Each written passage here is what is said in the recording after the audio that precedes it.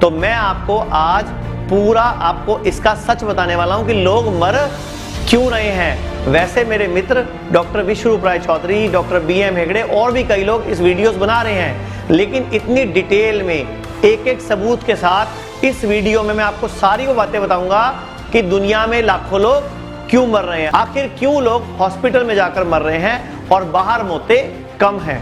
Corona virus से ज्यादा उसके इलाज में इस्तेमाल होने वाली दवाइयों की वजह से लोग मर रहे हैं। इस बात का सबूत 2016 में छपे जॉन हॉपकिंस यूनिवर्सिटी के जर्नल में है। अब मैं आपको बताता हूं एलोपैथी क्या करती है। 10 मई 2020 को एक न्यूज छपी San Francisco school of pharmacy के डॉक्टर ब्रायन सोइसेट की।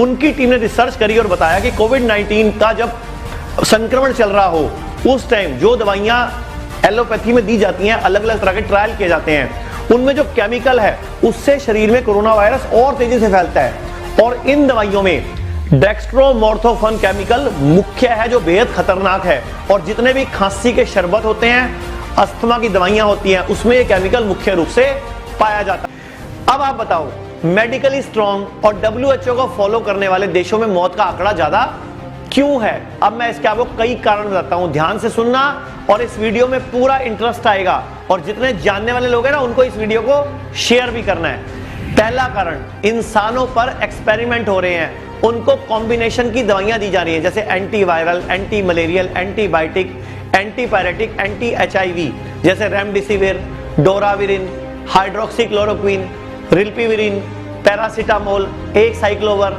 एजिथ्रोमाइसिन। अब कोई भी व्यक्ति इन दवाइयों के होने वाले नुकसान के बारे में नहीं बता रहा। कोई नहीं बताता कि इन दवाइयों से हार्ट फेल हो सकता है, डिप्रेशन हो सकता है, सांस लेने में दिक्कत हो सकती है, निमोनिया के लक्षण आ सकते हैं, किडनी फेल हो सकती है, लीवर फेल हो सकता है, मिर्गी, पेशाब में खून आना, खून की कमी जैसे साइड इफेक्ट्स तो इन दवाइयों के कॉमन है। नेट पे जाके इन दवाइयों के नाम लिखो, चेक कर लो, तो आपको एक सवाल का जवाब मिलेगा कि मौतें एक साथ इतनी क्यों हो रही हैं।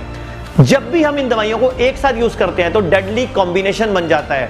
27 मार्च 2020 को जामा कार्डियोलॉजी में पब्लिश हुए एक जर्नल में बताया गया है कि पिछले 40 सालों में एंटी मलेरियल और एंटीबायोटिक जब भी दवाइयां एक साथ दी गई हैं तो दिल की धड़कन बहुत ज्यादा बढ़ जाती है, जिससे सडन हार्ट फेल होता है।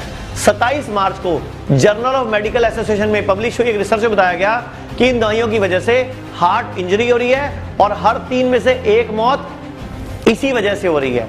इंडिया टुडे ने भी 30 मार्च को एक न्यूज दी थी कि गुवाहाटी में एक डॉक्टर की मौत हुई हाइड्रोक्लोरोक्विन की वजह से, और जांच के बाद पता चला कि दवाई के कारण ही उन्हें कार्डियक अरेस्ट हुआ था। 9 मई को हांगकांग के एक न्यूज़पेपर ने ट्रिपल ड्रग थेरेपी से जल्द ठीक हो सकते हैं कोरोना वायरस के मरीज, एक खबर छापी थी और साइड पे एक छोटा सा बॉक्स लिखा था साइड इफेक्ट, जिसको इतना बड़ा करके लिखना चाहिए था। अब ये सब बताने का मकसद मेरा सिर्फ इतना है कि दवाइयों के सहारे हम जिंदा नहीं रह सकते, लेकिन मर जरूर सकते हैं। और पूरे विश्व में आज तक कोई एक भी रिसर्च पेपर ऐसा पब्लिश नहीं हुआ कि इन दवाइयों को इकट्ठा लेने से कोई फायदा है। हाँ, ये जरूर छप चुका है कि इन दवाइयों को इकट्ठा लेने से नुकसान हो सकता है। As a matter of fact, audit now shows in the West that the leading cause of death is not cancer or heart attack, but adverse drug reactions, which is called ADR. Because we know in the Western non-science, one drug for one disease under ideal circumstances, which is called evidence-based medicine. But unfortunately, in a patient, we don't give one drug. Some of the patients, if you see, it's a laundry list of drugs, about 18, 15 drugs. And there is no science to say what happens when you combine 2 drugs.